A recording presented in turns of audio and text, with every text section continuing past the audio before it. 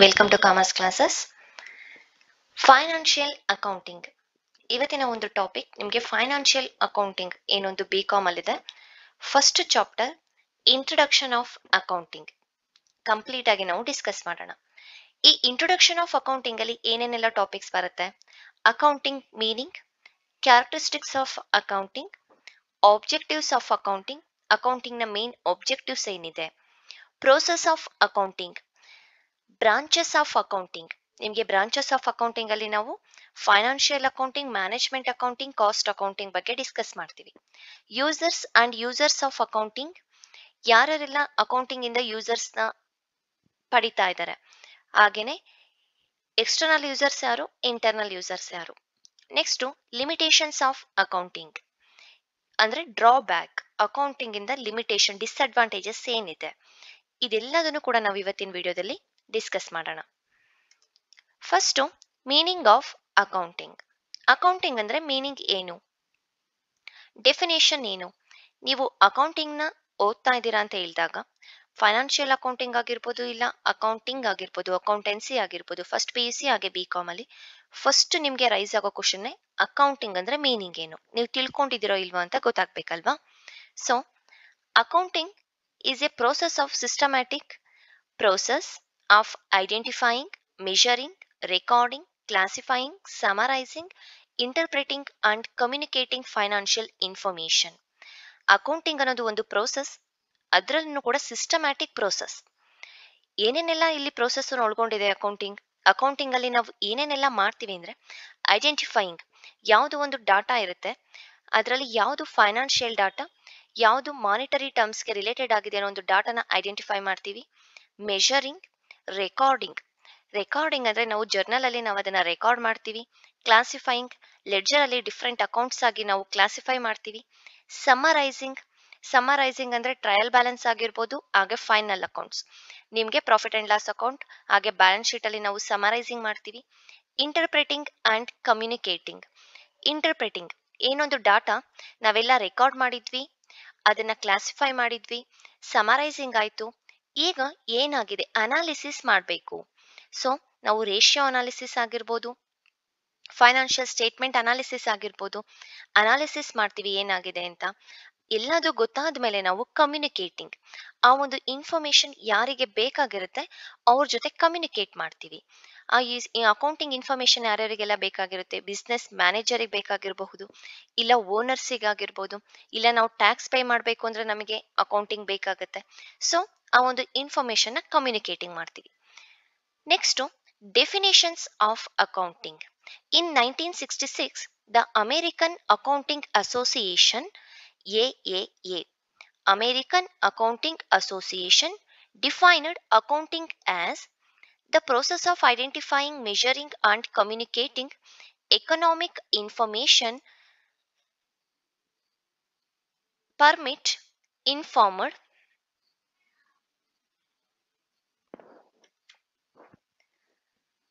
communicating economic information to permit informed judgment and decision by users of information. So ನಿಮಗೆ definition ಏನ್ ಹೇಳುತ್ತೆ, American accounting association accounting ಅನ್ನೋದು ಒಂದು process, identify ಮಾಡ್ತೀವಿ, measuring ಮಾಡ್ತೀವಿ, communicating ಮಾಡ್ತೀವಿ, ಯಾರಿಗ ಇನ್ಫಾರ್ಮೇಶನ್ ಬೇಕಾಗಿರುತ್ತೆ, ಯಾವುದನ್ನ ಎಕನಾಮಿಕ್ ಇನ್ಫಾರ್ಮೇಶನ್. ಸೊ ಇದರಿಂದ ನಮಗೆ ಯಾವುದೇ ಒಂದು ಜಡ್ಜ್ಮೆಂಟ್ ತಗೊಳೋದಕ್ಕಾಗಿರ್ಬೋದು, ಇಲ್ಲ ಒಂದು ಡಿಸಿಷನ್ ತಗೊಳ್ಳೋದಕ್ಕಾಗಿರ್ಬೋದು, ಯೂಸರ್ಸ್ಗೆ ಹೆಲ್ಪ್ ಆಗುತ್ತೆ. ಇದನ್ನ ನಾವು ಅಕೌಂಟಿಂಗ್ ಅಂತ ಹೇಳ್ತೀವಿ. Next characteristics of accounting. Accounting ನ ಕ್ಯಾರೆಕ್ಟರಿಸ್ಟಿಕ್ಸ್ ಏನೇನೆಲ್ಲ ಇದೆ: understandability, relevance, consistency, comparability, reliability, objectivity. So one by one ನೋಡೋಣ. Understandability, first one. The accounting information is to be readily understandable by the users. ಒಂದು accounting information ನಾವು ನೋಡ್ತಾ ಇದೀವಿ ಅಂತ ಹೇಳಿದ್ರೆ, ಅದನ್ನ ನಾವು ರೀಡ್ ಮಾಡ್ತಾ ಇದೀವಿ ಅಂದ್ರೆ ಅದು ಈಸಿಯಾಗಿ ಅಂಡರ್ಸ್ಟ್ಯಾಂಡ್ ಆಗೋ ರೀತಿ ಇರಬೇಕು ಯೂಸರ್ಸ್ಗೆ.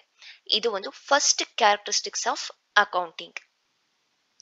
Second one, relevance. Accounting information is said to be relevant if it is influence the decision making. ಯಾವುದೇ ಒಂದು ಅಕೌಂಟಿಂಗ್ ಇನ್ಫಾರ್ಮೇಶನ್ ರಿಲೆವೆಂಟ್ ಆಗಿರಬೇಕು. It should enable that users to evaluate their past present and future event entirely. ಒಂದು accounting information ನಾವು ನೋಡ್ತಾ ಇದೀವಿ ಅಂದ್ರೆ past, present ಮತ್ತೆ future ಮೂರಕ್ಕೂ ಕೂಡ ರಿಲೆವೆಂಟ್ ಆಗಿ ಇರಬೇಕು ನಾವು ಅದನ್ನ. Next consistency. Next accounting feature consistency. Consistency means same principle, ಒಂದೇ ರೀತಿ ಪ್ರಿನ್ಸಿಪಲ್ ನಾವು ಯೂಸ್ ಮಾಡ್ತಿರ್ತೀವಿ, ಸೇಮ್ ಕೋರ್ಸ್ ಇರುತ್ತೆ, ಸೇಮ್ ಫಾರ್ಮ್ ಇರುತ್ತೆ. ಸೊ ಎಲ್ಲದೂ ಕೂಡ ಕನ್ಸಿಸ್ಟೆನ್ಸಿ ಸೇಮ್ ಒಂದೇ ರೀತಿ ಇರುತ್ತೆ. ಇದು ಅಕೌಂಟಿಂಗ್ ಫೀಚರ್ ಆಗಿರುತ್ತೆ. ಈಗ ನಾವು ಜರ್ನಲ್ ಎಂಟ್ರಿ ಪ್ರಿಪೇರ್ ಮಾಡ್ತಾ ಇದೀವಿ ಅಂದ್ರೆ ಈ ಫಾರ್ಮ್ ಅಲ್ಲಿ ಯಾವ ರೀತಿ ಒಂದು ಅಕೌಂಟಿಂಗ್ ಪ್ರಿಪೇರ್ ಮಾಡ್ತಾ ಇದ್ದಾರೆ ಜರ್ನಲ್ ಎಂಟ್ರಿ, ನೆಕ್ಸ್ಟ್ ಇನ್ನೊಂದು ಫಾರ್ಮ್ ಅಲ್ಲೂ ಕೂಡ ಅದೇ ರೀತಿ ಪ್ರಿಪೇರ್ ಮಾಡಬೇಕು. ಅಕೌಂಟಿಂಗ್ ರೂಲ್ಸ್ ಎಲ್ಲದೂ ಕೂಡ ಸೇಮೇ ಇರುತ್ತೆ, ಎಲ್ಲೂ ಕೂಡ ಚೇಂಜ್ ಇರೋದಿಲ್ಲ. Next characteristics comparability. The accounting information should be capable being compared either over period time between two or more entities.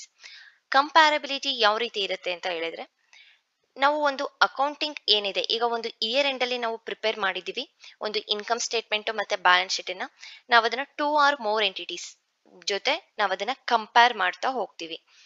Same period, same ಒಂದು ಅಕೌಂಟಿಂಗ್ ಪ್ರಿನ್ಸಿಪಲ್ ಮತ್ತೆ ಪಾಲಿಸಿ ಇರುತ್ತೆ, ಸೇಮ್ ಫಾರ್ಮೆಟ್ ಇರುತ್ತೆ. ನಾವು ಅದನ್ನ ಒಂದು ಫಾರ್ಮ್ ಜೊತೆ ಇನ್ನೊಂದು ಫಾರ್ಮ್, ಒಂದು ಎಂಟಿಟಿ ಜೊತೆ ಇನ್ನೊಂದು ಎಂಟಿಟಿನ ಕಂಪೇರ್ ಮಾಡ್ತಾ ಹೋಗೋದು. Next feature reliability. Accounting information is said to be reliable if it is accurate. Accounting information ಯಾವಾಗಲೂ ಕೂಡ ಅಕ್ಯುರೇಟ್ ಆಗಿರ್ಬೇಕು, ಫ್ರೀ ಫ್ರಮ್ ಬಯಾಸ್ ಆಗಿರ್ಬೇಕು. ಈ ರೀತಿ ನಾವು ರೆಪ್ರೆಸೆಂಟ್ ಮಾಡೋದು ಒಂದು ಅಕೌಂಟಿಂಗ್ ಇನ್ಫಾರ್ಮೇಶನ್ ನ ಒಂದು ಮುಖ್ಯವಾದ ಕ್ಯಾರೆಕ್ಟರಿಸ್ಟಿಕ್ಸ್ ಅಂತಾನೆ ಹೇಳ್ಬೋದು. Next objectivity. ಅಕೌಂಟಿಂಗ್ ನ ಮೇನ್ ಆಬ್ಜೆಕ್ಟಿವ್ ಏನಾಗಿರುತ್ತೆ, ಒಂದು ಅಕ್ಯುರೇಟ್ ಡಾಟಾನ ಪ್ರೊವೈಡ್ ಮಾಡೋದಾಗಿರುತ್ತೆ, ಪ್ರಾಫಿಟ್ ಆಗಿದೆಯೋ ಲಾಸ್ ಆಗಿದೆಯೋ ಫರ್ಮ್ಗೆ ಫೈಂಡ್ ಔಟ್ ಮಾಡೋದಾಗಿರುತ್ತೆ. ಸೊ ಒಂದು ಆಬ್ಜೆಕ್ಟಿವ್ ಕೂಡ ಅಕೌಂಟಿಂಗ್ ಒಂದಿರುತ್ತೆ. ಇದಿಷ್ಟು ಕೂಡ ನಿಮಗೆ ಮೇನ್ ಕ್ಯಾರೆಕ್ಟರಿಸ್ಟಿಕ್ಸ್ ಆಫ್ ಅಕೌಂಟಿಂಗ್ ಆಗುತ್ತೆ. Next objectives of accounting. Accounting ನ ಮೇನ್ ಆಬ್ಜೆಕ್ಟಿವ್ಸ್ ಯಾವ್ಯಾವ್ದೆಲ್ಲ ಇದೆ. Main aim of accounting is maintenance of records. ಒಂದು ಮೇನ್ ಆಬ್ಜೆಕ್ಟಿವ್, ಮುಖ್ಯವಾದ ಗುರಿ ಉದ್ದೇಶ ಅಂತ ಹೇಳಿದ್ರೆ ಅಕೌಂಟಿಂಗ್ದು ಮೇಂಟೆನೆನ್ಸ್ ಆಫ್ ರೆಕಾರ್ಡ್ಸ್, ರೆಕಾರ್ಡ್ಸ್ ಅನ್ನ ಮೇಂಟೈನ್ ಮಾಡೋದು. ಸೊ ಯಾವುದೇ ಒಂದು ಫರ್ಮ್ ಒಂದು ಬಿಸ್ನೆಸ್ ಮಾಡ್ತಾ ಇದೆ ಅಂತ ಹೇಳಿದಾಗ ಡೇ ಟು ಡೇ ಆಕ್ಟಿವಿಟೀಸ್ ಇರುತ್ತೆ. ಒಂದು ಈಗ ಯಾವುದೋ ಒಂದಕ್ಕೆ ತರೋದಕ್ಕೆ, ಒಂದು ಸ್ಟೇಷನರಿ ತರೋದಕ್ಕಾಗಿರ್ಬೋದು, ಒಂದು ಅಮೌಂಟ್ ಅನ್ನ ಕೊಟ್ಟಿರ್ತಾರೆ, ಇಲ್ಲ ಯಾವುದೋ ಒಂದು ಸಾಲಗಾರರಿಂದ ಅಮೌಂಟ್ ಅನ್ನ ರಿಸೀವ್ ಮಾಡ್ಕೊಂಡಿರ್ತಾರೆ, ಎಲ್ಲದನ್ನು ಕೂಡ ಮೈಂಡ್ ಅಲ್ಲಿ ನಾವು ನೆನ್ಪಿಟ್ಕೊಳ್ಳೋದಕ್ಕೆ ಆಗೋದಿಲ್ಲ. ಹಾಗಾಗಿ ನಮ್ಗೆ ಅಕೌಂಟಿಂಗ್ ಒಂದು ರೆಕಾರ್ಡ್ಸ್ ಅನ್ನ ಮೇಂಟೈನ್ ಮಾಡೋದಕ್ಕೆ ತುಂಬಾನೇ ಮುಖ್ಯ ಆಗುತ್ತೆ. Second main objective calculation of profit or loss. ಒಂದು ಬಿಸ್ನೆಸ್ ನಾವು ನಡೆಸ್ತಾ ಇದೀವಿ ಅಂದಾಗ ಅದರಿಂದ ನಮ್ಗೆ ಪ್ರಾಫಿಟ್ ಆಗಿದೆಯೋ ಲಾಸ್ ಆಗಿದೆಯೋ ನಾವು ಅದನ್ನ ಐಡೆಂಟಿಫೈ ಮಾಡಬೇಕು. ಪ್ರಾಫಿಟ್ ಆಗಿದ್ರೆ ನಮ್ಗೆ ನೆಕ್ಸ್ಟ್ ಇನ್ನು ಯಾವ ರೀತಿ ನಾವು ಅದನ್ನ ಹೆಚ್ಚಿಗೆ ಪ್ರಾಫಿಟ್ ತಗೋಬಹುದು, ಆ ಪ್ರಾಫಿಟ್ ಅನ್ನ ಯಾವ ರೀತಿ ನಾವು ಯುಟಿಲೈಸ್ ಮಾಡಬೇಕು, ಡಿಸಿಷನ್ ತಗೋಬೇಕು, ಅದಕ್ಕೂ ಕೂಡ ನಮಗೆ ಹೆಲ್ಪ್ ಆಗುತ್ತೆ ಪ್ರಾಫಿಟ್ ಆಗಿದೆಯಾ ಅಂತ ಗೊತ್ತಾದ್ರೆ. ಅದೇ ಲಾಸ್ ಆಗಿದೆ ಅಂತ ಗೊತ್ತಾದ್ರೆ ಯಾವ ರೀತಿ ಲಾಸ್ ಅದನ್ನ ಓವರ್ಕಮ್ ಮಾಡಬೇಕು, ಲಾಸ್ ಇಂದ ಪ್ರಾಫಿಟ್ ಕಡೆಗೆ ಯಾವ ರೀತಿ ತಗೊಂಡೋಗ್ಬೇಕು ಅಂತ ನಾವು ಥಿಂಕ್ ಮಾಡೋದಕ್ಕೂ, ಡಿಸಿಷನ್ ತಗೊಂಡಕ್ಕೂ ಕೂಡ ಹೆಲ್ಪ್ ಆಗುತ್ತೆ.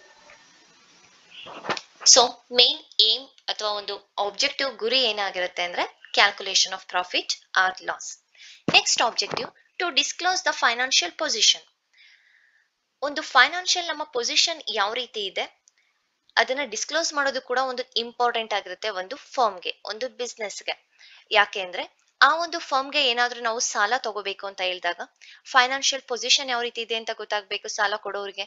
ಇಲ್ಲ ಫುಲ್ ಲಾಸ್ ಅಲ್ಲಿ ಇದ್ರೆ, ಇಲ್ಲ ಅದಕ್ಕೇನು ವ್ಯಾಲ್ಯೂನೇ ಇಲ್ಲ ಅಂದ್ರೆ ಯಾರಾದ್ರೂ ಸಾಲ ಕೊಡ್ತಾರ ಬಂದು ಇಲ್ಲ. ಹಾಗಾಗಿ ನಮ್ಗೆ ಫೈನಾನ್ಷಿಯಲ್ ಪೊಸಿಷನ್ ಯಾವ ರೀತಿ ಇದೆ ಅಂತ ನಾವು ಡಿಸ್ಕ್ಲೋಸ್ ಮಾಡೋದಕ್ಕೆ ಅಕೌಂಟಿಂಗ್ ನಮ್ಗೆ ತುಂಬಾನೇ ಇಂಪಾರ್ಟೆಂಟ್ ಆಗುತ್ತೆ. So next objective to determine the tax liabilities. ಈಗ ನಾವು ಟ್ಯಾಕ್ಸ್ ಅನ್ನ ಪೇ ಮಾಡ್ಬೇಕಾದಾಗ ಸುಮ್ನೆ ಇಷ್ಟು ಟ್ಯಾಕ್ಸ್ ಅಂತ ಕೊಡೋದಿಲ್ಲ ನಾವು. ನಮ್ಗೆ ಪ್ರಾಫಿಟ್ ಎಷ್ಟಾಗಿದೆ ಆ ಪ್ರಾಫಿಟ್ ನ ಬೇಸಿಸ್ ಮೇಲೆ ನಾವು ಟ್ಯಾಕ್ಸ್ ನ ಪೇ ಮಾಡ್ತಾ ಹೋಗ್ತೀವಿ. ಸೊ ನಮ್ಗೆ ಟ್ಯಾಕ್ಸ್ ನ ಪೇ ಮಾಡೋದಕ್ಕಾಗಿರ್ಬೋದು, ನಮ್ಗೆ ಅಕೌಂಟಿಂಗ್ ತುಂಬಾನೇ ಮುಖ್ಯ ಆಗುತ್ತೆ. ರೆಕಾರ್ಡ್ಸ್ ಮೇಂಟೈನ್ ಮಾಡೋದು, ಪ್ರಾಫಿಟ್ ಐಡೆಂಟಿಫೈ ಮಾಡೋದು, ಫೈನಾನ್ಷಿಯಲ್ ಪೊಸಿಷನ್ ಯಾವ ರೀತಿ ಇದೆ ಅಂತ ಗೊತ್ತಾಗೋದು, ಎಲ್ಲದೂ ಕೂಡ ನಮ್ಗೆ ತುಂಬಾ ಮುಖ್ಯ. Next to help decision making. ನಾವು ಒಂದು ಫರ್ಮ್ ಅಲ್ಲಿ ಯಾವುದೇ ಒಂದು ಡಿಸಿಷನ್ ತಗೊಳ್ತಾ ಇದೀವಿ, ನೆಕ್ಸ್ಟ್ ಸ್ಟೆಪ್ಗೆ ಹೋಗ್ತಾ ಇದೀವಿ ಅಂತ ಹೇಳಿದಾಗ ನಮ್ಗೆ ಫಸ್ಟ್ ಡಿಸಿಷನ್ ತಗೊಳ್ಳೋದಕ್ಕೆ ಅಕೌಂಟಿಂಗ್ ತುಂಬಾನೇ ಹೆಲ್ಪ್ ಆಗುತ್ತೆ. ನಮಗೆ ಅಕೌಂಟಿಂಗ್ ಅಲ್ಲಿ ಏನಾಗಿದೆ ಅಂತಾನೆ ಗೊತ್ತಿಲ್ಲ, ಪ್ರಾಫಿಟ್ ಎಷ್ಟಿದೆ ಅಂತ ಗೊತ್ತಿಲ್ಲ, ಫೈನಾನ್ಷಿಯಲ್ ಪೊಸಿಷನ್ ಯಾವ ರೀತಿ ಇದೆ ಅಂತ ಗೊತ್ತಿಲ್ಲ, ಸುಮ್ನೆ ನಾವು ಡಿಸಿಷನ್ ತಗೊಳ್ಳೋದಕ್ಕೆ ಆಗೋದಿಲ್ಲ. ಫುಲ್ ಲಾಸ್ ಅಲ್ಲಿದ್ದು ಮತ್ತು ಇನ್ನೂ ಕೂಡ ನಾವು ಅದ್ರ ಮೇಲೆ ಹೆಚ್ಚಿಗೆ ಇನ್ವೆಸ್ಟ್ ಮಾಡೋದಕ್ಕೆ ಆಗೋದಿಲ್ಲ. ಸೊ ಹಾಗಾಗಿ ಡಿಸಿಷನ್ ತಗೊಳ್ಳೋದಕ್ಕೂ ಕೂಡ ನಮಗೆ ಅಕೌಂಟಿಂಗ್ ರೆಕಾರ್ಡ್ಸ್, ಅಕೌಂಟಿಂಗ್ ನಮಗೆ ತುಂಬಾ ಹೆಲ್ಪ್ ಆಗುತ್ತೆ. Communicate accounting information to the users. Next objective, ಏನೊಂದು ಅಕೌಂಟಿಂಗ್ ಇನ್ಫಾರ್ಮೇಶನ್ ಇದೆ ಅದನ್ನ ಕಮ್ಯುನಿಕೇಟ್ ಮಾಡೋದು ಯೂಸರ್ಸ್ ಜೊತೆ. ಯಾರ್ಯಾರೆಲ್ಲ ಯೂಸರ್ಸ್ ಇರ್ತಾರೆ? Internal users and external users ಅಂತ ಇರ್ತಾರೆ. ಇಂಟರ್ನಲ್ ಅಂದ್ರೆ ಒಂದು ಕಂಪನಿಯ ಒಳಗಿರೋರು, ಕಂಪನಿಗೆ ಈಗ ಓನರ್ಸ್ ಆಗಿರ್ಬೋದು, ಮ್ಯಾನೇಜರ್ಸ್ ಆಗಿರ್ಬೋದು, ವರ್ಕರ್ಸ್, ಎಂಪ್ಲಾಯೀಸ್ ಇಂಟರ್ನಲ್ ಯೂಸರ್ಸ್ ಆಗ್ತಾರೆ. ಎಕ್ಸ್ಟರ್ನಲ್ ಅಂದ್ರೆ ಗವರ್ನಮೆಂಟ್, ಬ್ಯಾಂಕ್, ಕ್ರೆಡಿಟರ್ಸ್, ನಮಗೆ ಸಾಲ ಕೊಡೋರು, ಇವರೆಲ್ಲರೂ ಕೂಡ ಎಕ್ಸ್ಟರ್ನಲ್ ಯೂಸರ್ಸ್ ಆಗ್ತಾರೆ. ಸೊ ಇದಿಷ್ಟು ಕೂಡ ನಿಮಗೆ ಆಬ್ಜೆಕ್ಟಿವ್ಸ್ ಆಫ್ ಅಕೌಂಟಿಂಗ್. ಅಕೌಂಟಿಂಗ್ ನ ಮೇನ್ ಆಬ್ಜೆಕ್ಟಿವ್ಸ್ ಏನು ಅಂತ ನೋಡಿದ್ವಿ. Next process of accounting. Accounting process ಯಾವ ರೀತಿ ಇದೆ? ನಾನಿಲ್ಲಿ 2 ಟೈಪ್ಸ್ ನಿಮಗೆ ಪ್ರೋಸೆಸ್ ಅನ್ನ ಕೊಟ್ಟಿದ್ದೀನಿ, ನೋಡ್ಬೋದು. ಇದು ಒನ್ ಟೈಪ್, ಇದು ಇನ್ನೊಂದು ಟೈಪ್. ನಿಮ್ಗೆ ಯಾವ್ದು ಈಸಿ ಅನ್ಸುತ್ತೆ, ನೀವು ಯಾವ್ದನ್ನ ಫಾಲೋ ಮಾಡ್ತಾ ಇದ್ದೀರಾ ಅದೇ ಟೈಪ್ ನ ನೀವು ಫಾಲೋ ಮಾಡ್ಬೋದು. Process of accounting. First step ಏನಿದೆ, ಐಡೆಂಟಿಫೈಯಿಂಗ್. ಏನೊಂದು ಸೋರ್ಸಸ್ ಆಫ್ ಡಾಕ್ಯುಮೆಂಟ್ ಏನಿದೆ ಅದರಲ್ಲಿ ನಾವು ಬಿಸ್ನೆಸ್ಗೆ ರಿಲೇಟೆಡ್ ಆಗಿರೋದು, ಮಾನಿಟರಿ ಟರ್ಮ್ಸ್ ಅಲ್ಲಿ, ಹಾಗೇನೆ ಒಂದು ಅಕೌಂಟಿಂಗ್ ಇನ್ಫಾರ್ಮೇಶನ್ ನಾವು ಫಸ್ಟ್ ಐಡೆಂಟಿಫೈ ಮಾಡ್ತೀವಿ, ಫಸ್ಟ್ ಸ್ಟೆಪ್. ಹಾಗೆ ಸೆಕೆಂಡ್ ಸ್ಟೆಪ್ ರೆಕಾರ್ಡಿಂಗ್. ರೆಕಾರ್ಡಿಂಗ್ ಅಂದ್ರೆ ನಾವು ಜರ್ನಲ್ ಎಂಟ್ರೀಸ್ ಹಾಗೂ ಸಬ್ಸಿಡಿಯರಿ ಬುಕ್ಸ್ ಅಲ್ಲಿ ಏನೊಂದು ಐಡೆಂಟಿಫೈಯಿಂಗ್ ಮಾಡಿದ್ವಿ ಇನ್ಫಾರ್ಮೇಶನ್, ಅದನ್ನ ರೆಕಾರ್ಡ್ ಮಾಡ್ತೀವಿ. Next step classifying. ರೆಕಾರ್ಡ್ ಮಾಡಿರೋ ಒಂದು ಇನ್ಫಾರ್ಮೇಶನ್ ನ ಡಿಫ್ರೆಂಟ್ ಅಕೌಂಟ್ಸ್ ಆಗಿ ಯಾವ್ಯಾವ್ದು ಅಂತ ಕ್ಲಾಸಿಫೈ ಮಾಡ್ತಾ ಹೋಗ್ತೀವಿ ಲೆಡ್ಜರ್ ಅಲ್ಲಿ. Next summarising. ಟ್ರಯಲ್ ಬ್ಯಾಲೆನ್ಸ್ ಹಾಗೆ final accounts, trading account, profit and loss account and balance sheet ಅಲ್ಲಿ ಒಂದು ಅಕೌಂಟಿಂಗ್ ನ ಸಮ್ಮರಿನ ನೋಡ್ತೀವಿ. Next step analysis and interpretation. Ratio analysis ಆಗಿರ್ಬೋದು, ಫೈನಾನ್ಷಿಯಲ್ ಸ್ಟೇಟ್ಮೆಂಟ್ ಅನಾಲಿಸಿಸ್ ಆಗಿರ್ಬೋದು, ಅನಾಲಿಸಿಸ್ ಮಾಡ್ತೀವಿ. ನೆಕ್ಸ್ಟ್ ಸ್ಟೆಪ್ ಲಾಸ್ಟ್ ಅಲ್ಲಿ ಆ ಇನ್ಫಾರ್ಮೇಶನ್ ನ ಕಮ್ಯುನಿಕೇಟಿಂಗ್ ಮಾಡ್ತೀವಿ ವಿತ್ ಯೂಸರ್ಸ್ ಜೊತೆ, ಯಾರಿಗೆ ಅದರ ಅವಶ್ಯಕತೆ ಇದೆ. ಸೊ ನೀವು ಸ್ಟೆಪ್ ಅನ್ನ ನೋಡ್ಬೋದು. ಐಡೆಂಟಿಫೈಯಿಂಗ್ ಮಾಡಿದ್ವಿ, ರೆಕಾರ್ಡಿಂಗ್ ಮಾಡಿದ್ವಿ, ಕ್ಲಾಸಿಫೈಯಿಂಗ್ ಮಾಡಿದ್ವಿ, ಸಮರೈಸಿಂಗ್ ಆಯ್ತು, ಅದೇ ಡಾಟಾನ ಅನಾಲಿಸಿಸ್ ಅಂಡ್ ಇಂಟರ್ಪ್ರಿಟೇಷನ್ ಮಾಡಿದ್ವಿ, ನೆಕ್ಸ್ಟ್ ಕಮ್ಯುನಿಕೇಟಿಂಗ್ ಮಾಡಿದ್ವಿ. ಸೊ ಇದಿಷ್ಟು ನಿಮಗೆ ಅಕೌಂಟಿಂಗ್ ಪ್ರೋಸೆಸ್. ನೆಕ್ಸ್ಟ್ ನಾವು ನೋಡೋದಾದ್ರೆ process of accounting same, but ಅದನ್ನ ಡಿಫ್ರೆಂಟ್ ಆಗಿ ಬರ್ದಿರೋದಷ್ಟೇ. ಐಡೆಂಟಿಫೈಯಿಂಗ್ ಆನ್ ರೆಕಾರ್ಡಿಂಗ್, ಅದಾದ್ಮೇಲೆ ಜರ್ನಲ್ ಎಂಟ್ರೀಸ್ ಆಯ್ತು. ಜರ್ನಲ್ ಎಂಟ್ರೀಸ್ ಅಂದ್ರೆ ರೆಕಾರ್ಡ್ ಮಾಡ್ತಾ ಇದೀವಿ. ಪೋಸ್ಟಿಂಗ್ ಲೆಡ್ಜರ್ ಕ್ಲಾಸಿಫೈಯಿಂಗ್ ಮಾಡ್ತೀವಿ ಇಲ್ಲಿ. ಅಡ್ಜಸ್ಟೆಡ್ ಟ್ರಯಲ್ ಬ್ಯಾಲೆನ್ಸ್, ಏನೊಂದು ಸಮರೈಸ್ಡ್ ಅಡ್ಜಸ್ಟ್ಮೆಂಟ್ ಎಂಟ್ರಿ, ಇಲ್ಲಿ ನಾವು ಸಮರೈಸ್ ಮಾಡ್ತೀವಿ. ಫೈನಾನ್ಷಿಯಲ್ ಸ್ಟೇಟ್ಮೆಂಟ್ ಅನಾಲಿಸಿಸ್, ಇಲ್ಲಿ ನಾವು ರೇಷಿಯೋ ಅನಾಲಿಸಿಸ್ ಆಗಿರ್ಬೋದು, ಫೈನಾನ್ಷಿಯಲ್ ಸ್ಟೇಟ್ಮೆಂಟ್ ಅನಾಲಿಸಿಸ್ ಆಗಿರ್ಬೋದು, ಆ ಒಂದು ಡಾಟಾನ ಅನಲೈಸ್ ಮಾಡ್ತೀವಿ. Next step last communicating with users, ನಾವು ಯೂಸರ್ಸ್ ಜೊತೆ ಕಮ್ಯುನಿಕೇಟ್ ಮಾಡ್ತೀವಿ. ಇದಿಷ್ಟು ನಿಮಗೆ process of accounting. Next branches of accounting. ನಾವು ಅಕೌಂಟಿಂಗ್ ಬ್ರಾಂಚಸ್ ನ ಮೇನ್ಲಿ 3 ಟೈಪ್ಸ್ ಮಾಡ್ತೀವಿ. ಓಕೆ, ಇನ್ನು ಇದರಲ್ಲಿ ಸಬ್ ಟೈಪ್ಸ್ ಬರುತ್ತೆ. ಮೇನ್ ಆಗಿ 3 ಟೈಪ್ಸ್ ಮಾಡ್ತೀವಿ: financial accounting, management accounting and cost accounting. So financial accounting ಅಂದ್ರೆ ಏನು? Financial accounting, it is the original form of accounting. It is mainly confined to the preparation of financial statement. Outsiders like shareholders, debentures, creditors, bankers and financial institution. So financial accounting ಏನಿದೆ, ನಾವಿಲ್ಲಿ ಮುಖ್ಯವಾಗಿ financial statement ನ prepare ಮಾಡ್ತೀವಿ. ಒಂದು profit and loss account ಆಗಿರ್ಬೋದು, ಮತ್ತೆ income statement. Financial accounting next chapter ಅಲ್ಲಿ ನಾವು ಡೀಟೈಲ್ ಆಗಿ ನೋಡೋಣ. ಇಲ್ಲಿ ಜಸ್ಟ್ ಬ್ರಾಂಚಸ್ ನಾವು ನೋಡ್ತಾ ಇದೀವಿ. So next management accounting. Management accounting is the application of professional information. ಅಂದ್ರೆ ಇಲ್ಲಿ ಒಂದು ಮ್ಯಾನೇಜ್ಮೆಂಟ್ ಲೆವೆಲ್ ಅಥಾರಿಟಿ ಏನಿರುತ್ತೆ, ಯಾವ ರೀತಿ ನಾವು ಬಿಸ್ನೆಸ್ ನ ಮ್ಯಾನೇಜ್ ಮಾಡಬೇಕು, ಹಾಗೆ ಪಾಲಿಸೀಸ್ ಯಾವ ರೀತಿ ಫಾರ್ಮೇಶನ್ ಮಾಡಬೇಕು, ಯಾವ ರೀತಿ ಪ್ಲಾನಿಂಗ್ ತಗೋಬೇಕು, ಯಾವ ರೀತಿ ಕಂಟ್ರೋಲ್ ಮಾಡಬೇಕು, ಇದ್ರ ಬಗ್ಗೆ ನಾವು ಮ್ಯಾನೇಜ್ಮೆಂಟ್ ಅಕೌಂಟಿಂಗ್ ಅಲ್ಲಿ ಕಲಿತಾ ಹೋಗ್ತೀವಿ. Next cost accounting. ಹೆಸರೇ ಹೇಳ್ತದೆ ಕಾಸ್ಟ್, ಖರ್ಚು, ವೆಚ್ಚ. Cost accounting purely based on cost, only company cost, ಒಂದು product cost.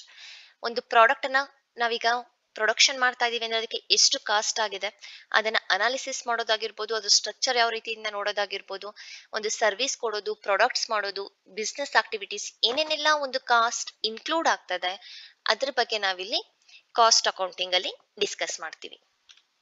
Next, users of accounting. Users of accounting ನ ನಾವು 2 ಟೈಪ್ಸ್ ಮಾಡ್ತೀವಿ, internal users and external users. Internal users ಅಂದ್ರೆ ಆ ಒಂದು ಕಂಪನಿಗೆ ಸಂಬಂಧಿಸಿದವರು, ಮ್ಯಾನೇಜ್ಮೆಂಟ್ ಅಥಾರಿಟಿ ಆಗಿರ್ಬೋದು, ಓನರ್ಸ್ ಅಂದ್ರೆ ಈಕ್ವಿಟಿ ಶೇರ್ ಹೋಲ್ಡರ್ಸ್ ಬರ್ತಾರಲ್ಲ, ಸೊ ಅವರನ್ನ ನಾವು ಓನರ್ಸ್ ಅಂತ ಕೂಡ ಹೇಳ್ತೀವಿ. ಹಾಗೇನೆ ಎಂಪ್ಲಾಯೀಸ್ ಅಂಡ್ ವರ್ಕರ್ಸ್ ಇವರೆಲ್ಲ ಇಂಟರ್ನಲ್ ಯೂಸರ್ಸ್ ಆಗ್ತಾರೆ. ಹಾಗೇನೆ ಎಕ್ಸ್ಟರ್ನಲ್ ಯೂಸರ್ಸ್ ಕ್ರೆಡಿಟಾರ್ಸ್. ನಮ್ಗೆ ಡೆಟಾರ್ಸ್ ಕ್ರೆಡಿಟಾರ್ಸ್ ಗೊತ್ತಿರಬೇಕು, ರೈಟ್? ಕ್ರೆಡಿಟಾರ್ಸ್ ಏನಿದ್ದಾರೆ ನಮಗೆ ಸಾಲ ಕೊಡುವಂತರು. ಈಗ ನಾವು ಒಂದು ಬಿಸ್ನೆಸ್ ಅಂತ ಅನ್ಕೊಳ್ಳಿ, ಈಗ ನಮಗೆ ಬೇರೆ ಕಡೆಯಿಂದ ನಾವು ಒಂದು ಸಾಲನ ತಗೊಳ್ತಾ ಇದೀವಿ, ನಮ್ಗೆ ಸಾಲ ಕೊಟ್ಟಿರ್ತಾನಲ್ಲ ಆ ವ್ಯಕ್ತಿ ನಮಗೆ ಕ್ರೆಡಿಟಾರ್ ಆಗ್ತಾನೆ. ಈಗ ನಾನು ಬಿ ಅನ್ನೋ ಒಬ್ಬ ವ್ಯಕ್ತಿಗೆ ನಾನೇ ಸಾಲ ಕೊಟ್ಟಿದ್ದೀನಿ, ಸಾಲ ತಗೊಂಡಿರ್ತಾನಲ್ಲ ಆ ವ್ಯಕ್ತಿ ಡೆಟಾರ್ ಆಗ್ತಾನೆ. ನಮಗೆ ಸಾಲ ಕೊಟ್ಟಿರೋನು ಕ್ರೆಡಿಟಾರ್, ನಮ್ಮಿಂದ ಸಾಲ ತಗೊಂಡಿರೋನು ಡೆಟಾರ್, ರೈಟ್? Next, investors. ಹಾಗೇನೆ ಗವರ್ನಮೆಂಟ್ ಅಂಡ್ ಟ್ಯಾಕ್ಸ್ ಅಥಾರಿಟಿ, ಇವರೆಲ್ಲದೂ ಕೂಡ ಎಕ್ಸ್ಟರ್ನಲ್. ಆದ್ರೆ ಅಕೌಂಟಿಂಗ್ ಇನ್ಫಾರ್ಮೇಶನ್ ಇವ್ರಿಗೂ ಕೂಡ ನಾವು ತೋರಿಸ್ಬೇಕು, ಕೊಡ್ಬೇಕು. ಈಗ ಟ್ಯಾಕ್ಸ್ ಅನ್ನ ಹಾಕೋದಕ್ಕೆ ಬಂದಿರ್ತಾರೆ, ನಾವು ಅಕೌಂಟಿಂಗ್ ಇನ್ಫಾರ್ಮೇಶನ್ ಕೊಡೋದಿಲ್ಲ, ನಿಮ್ಗೆ ಎಷ್ಟು ಬೇಕು ಟ್ಯಾಕ್ಸ್ ಅಷ್ಟು ಹಾಕೊಳ್ಳಿ ಅಂತ ಹೇಳೋದಕ್ಕೆ ನಾವು ಆಗೋದಿಲ್ಲ. ಸೊ ಡೀಟೈಲ್ ಆಗಿ ನಾವು ಅಕೌಂಟಿಂಗ್ ಇನ್ಫಾರ್ಮೇಶನ್ ಕೊಡ್ಬೇಕಾಗತ್ತೆ. ಗವರ್ನಮೆಂಟ್ ಆಗಿರ್ಬೋದು, ಟ್ಯಾಕ್ಸಿಗಾಗಿರ್ಬೋದು, ಬ್ಯಾಂಕ್, ನಾವ್ ಯಾವುದೇ ಒಂದು ಲೋನ್ ಅನ್ನ ತಗೊಳಕ್ ಹೋಗಿದೀವಿ ಅಂದ್ರೆ ನಮ್ಮ ಫೈನಾನ್ಷಿಯಲ್ ಅಕೌಂಟಿಂಗ್ ಯಾವ ರೀತಿ ಇದೆ, ನಮ್ಮ ಫೈನಾನ್ಷಿಯಲ್ ಪೊಸಿಷನ್ ಯಾವ ರೀತಿ ಇದೆ, ನಮ್ಮ ಅಕೌಂಟಿಂಗ್ ಎಷ್ಟಿದೆ ವ್ಯಾಲ್ಯೂ, ಅದನ್ನೆಲ್ಲ ನಾವು ಕೊಡ್ಬೇಕಾಗುತ್ತೆ. ಸೊ ಬ್ಯಾಂಕ್ ಆಗಿರ್ಬೋದು, ಫೈನಾನ್ಷಿಯಲ್ ಇನ್ಸ್ಟಿಟ್ಯೂಷನ್ ಆಗಿರ್ಬೋದು, ಪಬ್ಲಿಕ್ ಆಗಿರ್ಬೋದು, ಸೊ ಇವರು ಎಕ್ಸ್ಟರ್ನಲ್ಸ್ ಯೂಸರ್ಸ್ ಆಗಿರ್ತಾರೆ. Next, limitations of accounting. Provide only limited information. Accounting ಅಲ್ಲಿ ಏನ್ ಹೇಳ್ತಾ ಇದೆ, ಅಕೌಂಟಿಂಗ್ ಏನೊಂದು ಆಬ್ಜೆಕ್ಟಿವ್ಸ್, ಕ್ಯಾರೆಕ್ಟರಿಸ್ಟಿಕ್ಸ್ ಎಲ್ಲದನ್ನು ನೋಡ್ತಾ ಬಂದ್ವಿ. ಒಂದು ಅಡ್ವಾಂಟೇಜಸ್ ಅಂತಿದೆ ಅಂದ್ರೆ ಡಿಸ್ಅಡ್ವಾಂಟೇಜಸ್ ಕೂಡ ಸ್ವಲ್ಪ ಇದ್ದೇ ಇರುತ್ತೆ. ಪೂರ್ತಿ ಅಡ್ವಾಂಟೇಜಸ್ ಇರೋದಿಲ್ಲ ಯಾವುದೇ ಒಂದು ವಿಷಯ ತಗೊಂಡ್ರು ಕೂಡ. ಸೊ ಅಕೌಂಟಿಂಗ್ ಅಲ್ಲೂ ಅಷ್ಟೇ ಒಂದಿಷ್ಟು ಲಿಮಿಟೇಷನ್ಸ್ ಇದೆ, ಬಟ್ ಅದಕ್ಕೂ ಮೀರಿ ತುಂಬಾನೇ ಅಡ್ವಾಂಟೇಜಸ್ ಇದೆ ಅದರಿಂದ ನಮ್ಗೆ. ಸೊ ಲಿಮಿಟೇಷನ್ಸ್ ನ ನೋಡೋಣ. Provide only limited information. So ಎಲ್ಲಾ ಇನ್ಫಾರ್ಮೇಶನ್ ಕೂಡ ನಾವು ಅಕೌಂಟಿಂಗ್ ಅಲ್ಲಿ ಹೇಳೋದಕ್ಕಾಗೋದಿಲ್ಲ. ಸೊ ಮಾನಿಟರಿ ಟರ್ಮ್ಸ್ ಅಲ್ಲಿ ಹೇಳ್ತಾ ಹೋಗ್ತೀವಿ, ಲಿಮಿಟೆಡ್ ಇನ್ಫಾರ್ಮೇಶನ್ ಆಗಿರುತ್ತೆ. ಇದು ಒಂದು ನಾವು ಡ್ರಾಬ್ಯಾಕ್ ಅಂತ ಕೂಡ ಹೇಳ್ಬೋದು. Next, accounting is not fully exact. ಈಗ ಅಕೌಂಟಿಂಗ್ ನ ಮೇಂಟೈನ್ ಮಾಡ್ತಾ ಇದೀವಿ ಅಂತ ಹೇಳಿದಾಗ, ಈಗ ನಾವ್ ಏನೇ ಒಂದು ಡಿಸಿಷನ್ ತಗೊಳ್ಳುವಾಗ ಲಾಸ್ಟ್ ಇಯರ್ ಅಷ್ಟಾಗಿತ್ತು, ಈ ಇಯರ್ ಇಷ್ಟಾಗಿದೆ, ನೆಕ್ಸ್ಟ್ ಇಯರ್ ಇನ್ನೆಷ್ಟಾಗಬಹುದು ಅಂತ ಒಂದು ಅಸಂಪ್ಷನ್ ಮಾಡಿರ್ತೀವಿ. ಬಟ್ ಫುಲ್ಲಿ ಎಕ್ಸಾಕ್ಟ್ ಆಗಿ ಇಷ್ಟೇ ಆಗುತ್ತೆ ಅಷ್ಟೇ ಆಗುತ್ತೆ ಅಂತ ನಾವು ಅದನ್ನ ಹೇಳೋದಕ್ಕಾಗೋದಿಲ್ಲ. Accounting is not fully exact. Next, accounting ignores the qualitative elements. So ಒಂದಿಷ್ಟು ಕ್ವಾಲಿಟೇಟಿವ್ ಎಲಿಮೆಂಟ್ಸ್ ಕೂಡ ನಾವು ಅಕೌಂಟಿಂಗ್ ಅಲ್ಲಿ ಇಗ್ನೋರ್ ಮಾಡಿರ್ತೀವಿ. ಈಗ ಒಂದು ಫರ್ಮ್ ಇದೆ ಅಂತ ಹೇಳಿದಾಗ ಆ ಫರ್ಮ್ ಅಲ್ಲಿ ನಾವು ಎಲ್ಲದನ್ನು ಕೂಡ ಮಾನಿಟರಿ ಟರ್ಮ್ಸ್ ಅಲ್ಲೇ ನಾವು ಏನ್ ಮಾಡಿರ್ತೀವಿ, ಎಂಟ್ರಿ ಮಾಡ್ತಾ ಹೋಗ್ತೀವಿ. ಬಟ್ ಅಲ್ಲಿ ಎಷ್ಟು ಜನ ವರ್ಕರ್ಸ್ ಇದಾರೆ ನಾವ್ ಎಂಟ್ರಿ ಮಾಡೋದಿಲ್ಲ, ಬಟ್ ವರ್ಕರ್ಸ್ ಗೆ ಕೊಡೋ ಸ್ಯಾಲರಿ ಮಾತ್ರ ಹಾಕ್ತಿವಿ. ಸೊ ಹೀಗಾಗಿ ಒಂದಿಷ್ಟು ಕ್ವಾಲಿಟೇಟಿವ್ ಎಲಿಮೆಂಟ್ಸ್ ಕೂಡ ನಾವು ಅಕೌಂಟಿಂಗ್ ಅಲ್ಲಿ ಇಗ್ನೋರ್ ಮಾಡಿರ್ತೀವಿ. Unrealistic information. ಹಾಗೇನೆ accounting never shows the market value of the asset or business. Accounting ಯಾವಾಗ್ಲೂ ಕೂಡ ಮಾರ್ಕೆಟ್ ವ್ಯಾಲ್ಯೂನ ತೋರಿಸೋದಿಲ್ಲ. ಒಂದು ಅಸೆಟ್ಸ್ ಆಗಿರ್ಬೋದು, ಒಂದು ಲಯಬಿಲಿಟೀಸ್ ಆಗಿರ್ಬೋದು. ಈಗ ಅಸೆಟ್ಸ್ ನ ನಾವು ಬ್ಯಾಲೆನ್ಸ್ ಶೀಟ್ ಅಲ್ಲಿ ಮೇಂಟೈನ್ ಮಾಡ್ತಾ ಇದೀವಿ ಅಂದ್ರೆ ನಾವು ಎಷ್ಟು ಕೊಟ್ಟು ತಗೋ ಬಂದಿದೀವಿ ಅದನ್ನ ಆ ಪ್ರೈಸ್ ಅನ್ನ ಹಾಕಿರ್ತೀವಿ. ಒಂದು ಬಿಲ್ಡಿಂಗ್ ಆಗಿರ್ಬೋದು, ಇಲ್ಲ ಒಂದು ಫರ್ನಿಚರ್ ಆಗಿರ್ಬೋದು. ಈಗ 10,000 ಕೊಟ್ಟು ತಂದಿದೀವಿ ಅಂದ್ರೆ 10,000 ತೋರಿಸ್ತಾ ಇರ್ತೀವಿ, ಡೆಪ್ರಿಸಿಯೇಷನ್ ಲೆಸ್ ಮಾಡ್ತಾ ಇರ್ತೀವಿ. ಇಲ್ಲ ಒಂದು ಬಿಲ್ಡಿಂಗ್ ನ ಪರ್ಚೇಸ್ ಮಾಡಿದ್ವಿ ಒಂದು 6 lakhs ಅಂದ್ರೆ 6 lakh ತೋರಿಸ್ತೀವಿ asset value. But 2 years ಇಂದನೂ 6 lakh ಇತ್ತು, ಈಗಲೂ 6 lakhs ಇದೆ ಅಂತ ಹೇಳಿದ್ರೆ ಅದು ಮಾರ್ಕೆಟ್ ವ್ಯಾಲ್ಯೂ ತೋರಿಸ್ತಾ ಇರೋದಿಲ್ಲ. ಏನೊಂದು ಪರ್ಚೇಸ್ ಮಾಡಿರ್ತೀವಿ ಕಾಸ್ಟ್ ವ್ಯಾಲ್ಯೂ ತೋರಿಸ್ತಾ ಇರುತ್ತೆ. ಬಟ್ ಅಟ್ ಪ್ರೆಸೆಂಟ್ ಅದಕ್ಕೆ ಏನ್ ವ್ಯಾಲ್ಯೂ ಇದೆ ಅಂತ ತೋರಿಸೋದಿಲ್ಲ. ಇದು ಕೂಡ ಒಂದು ಲಿಮಿಟೇಷನ್ಸ್ ಆಗುತ್ತೆ. ಇದಿಷ್ಟು ಕೂಡ ನಾವು ಒಂದು ಇಂಟ್ರೊಡಕ್ಷನ್ ಆಫ್ ಅಕೌಂಟಿಂಗ್ ಅಲ್ಲಿ ನಿಮ್ಗೆ ಫೈನಾನ್ಷಿಯಲ್ ಅಕೌಂಟಿಂಗ್ ಓದ್ತಾ ಇದ್ದೀರಾ ಅಂತ ಹೇಳಿದ್ರೆ ನಿಮ್ಗೆ ಅಲ್ಲಿ ಪ್ರಾಬ್ಲಮ್ಸ್ ತುಂಬಾನೇ ನೀವು ಹೆಚ್ಚಿಗೆ ಕಾನ್ಸಂಟ್ರೇಟ್ ಮಾಡಿರ್ತೀರಾ, ಓಕೆ. ಬಟ್ 2 marks ಕ್ವಶನ್ಸ್ಗೆ ನಿಮ್ಗೆ ಎಲ್ಲೂ ಕೂಡ ನಿಮ್ಗೆ ಕ್ವಶನ್ಸ್ ಪ್ರಾಬ್ಲಮ್ಸ್ ಕೇಳಿರೋದಿಲ್ಲ. ಥಿಯರಿ ನಿಮ್ಗೆ ಅಲ್ಲಿ ತುಂಬಾನೇ ಇಂಪಾರ್ಟೆಂಟ್ ಆಗುತ್ತೆ. ನೀವು ತುಂಬಾ ತಿಳ್ಕೊಂಡಿಲ್ಲ ಅಂದ್ರೆ ಜಸ್ಟ್ 2 to 3 ಪಾಯಿಂಟ್ಸ್ ನೀವು ತಿಳ್ಕೊಳ್ಳೇಬೇಕಾಗುತ್ತೆ. Thank you.